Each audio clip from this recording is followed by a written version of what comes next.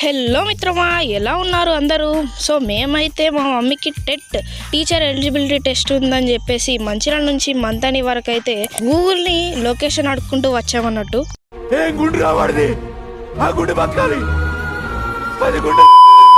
మేమైతే all the best చెప్పేసి మా మమ్మీని అయితే ఎగ్జామ్ హాల్కి పంపించేసాం.